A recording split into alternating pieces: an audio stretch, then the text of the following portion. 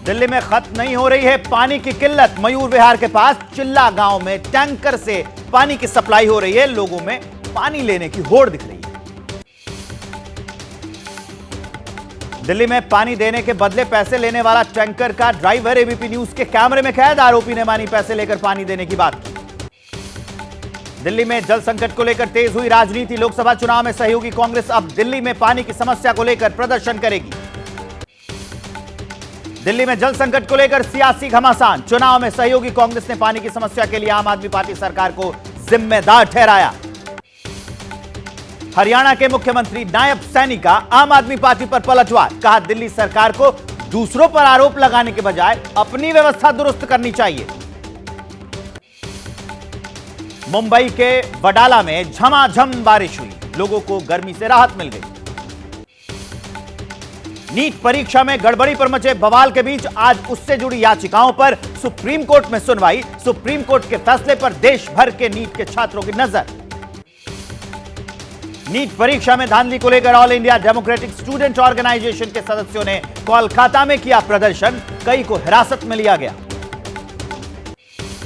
23 जून को NEET UG 2024 की परीक्षा का आयोजन। 1563 स्टूडेंट्स इसमें शामिल होंगे।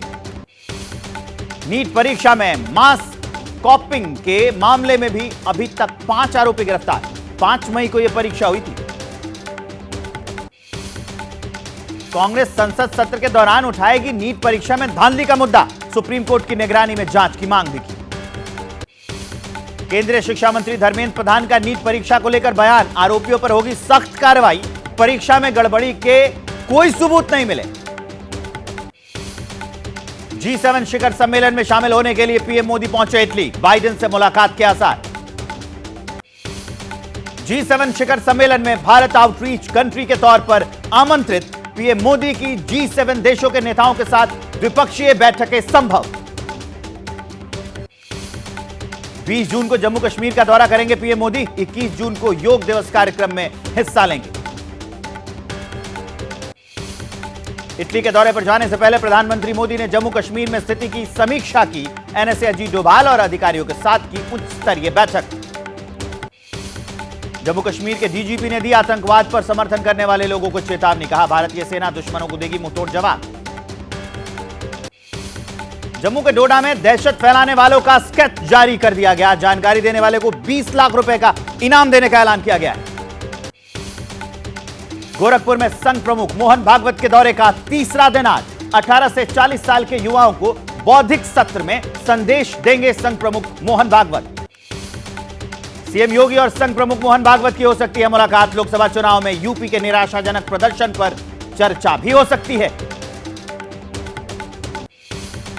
आरएसएस नेता इंद्रेश कुमार का लोकसभा चुनाव के नतीजों को लेकर एक बड़ा बयान। कहा जो अहंकारी बन गए उन्हें 241 पर रोका। जो राम विरोधी हैं वो 234 पर। प्रभु का यही न्याय। महाराष्ट्र में राज्यसभा उपचुनाव के लिए मैदान में उतरी सुनेत्रा पवार। कार्यकर्ताओं में खुशी का माहौल, जश्न मनाया। महाराष्ट्र में इंडिया गठबंधन में टूट का खतरा। शिवसेना यूबीटी के अध्यक्ष उद्धव ठाकरे ने पार्टी कार्यकर्ताओं से कहा सभी 228 सीटों पर चुनाव की तैयारी करें। लोकसभा चुनाव में महाराष्ट्र में बीजेपी को लगे झटके के बाद राज ठाकरे का बड़ा फैसला। विधानसभा चुनाव अकेले लड़ेगी एमएनएस। लोकसभा चुनाव खत्म होते ही विधानसभा चुनाव के लिए एक्टिव हुई बीजेपी। हिमाचल, उत्तराखंड और मध्य प्रदेश उपचुनाव के लिए जारी की गई उम्मीदवारों की लिस्ट। आज नीतीश कैबिनेट की अहम बैठक में कई फैसलों पर लग सकती है मुहर। जनहित में जुड़े बड़े फैसले ले सकती है सरकार। छत्तीसगढ़ के बलौदाबाजार में हिंसा और डीएम दफ्तर में आगजनी की घटना को लेकर सियासत तेज है। बलौदाबाजार के कलेक्टर के एल चौहान और एसपी सदानंद का तबादला। दिल्ली में 22 जून को जीएसटी परिषद की होगी बैठक। ऑनलाइन गेमिंग पर लगने वाले टैक्स की समीक्षा कर सकती है वित्त मंत्री निर्मला सीतारमण। बकरीद पर सड़क पर नहीं होगी नमाज। सीएम योगी ने बैठक में अधिकारियों को निर्देश दिए। कानून व्यवस्था और सुविधाओं के संबंध में अधिकारियों संग बैठक भी की।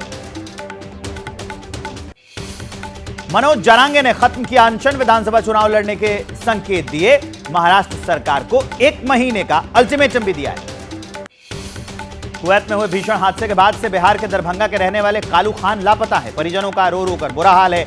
परिवार का संपर्क उनसे नहीं हो पा रहा है। कर्नाटक के पूर्व मुख्यमंत्री बीएस येदुरप्पा पर बेंगलुरु कोर्ट ने गैर जमानती वारंट जारी किया है। 17 साल की नाबालिग लड़की के यौन उत्पीड़न का मामला है ये। पॉक्सो मामले में पूर्व सीएम बीएस येदुरप्पा को गिरफ्तार करने की तैयारी है। येदुरप्पा ने कर्नाटक हाईकोर्ट में अग्रिम जमानत याचिका लगाई है। आज होगी सुनवाई।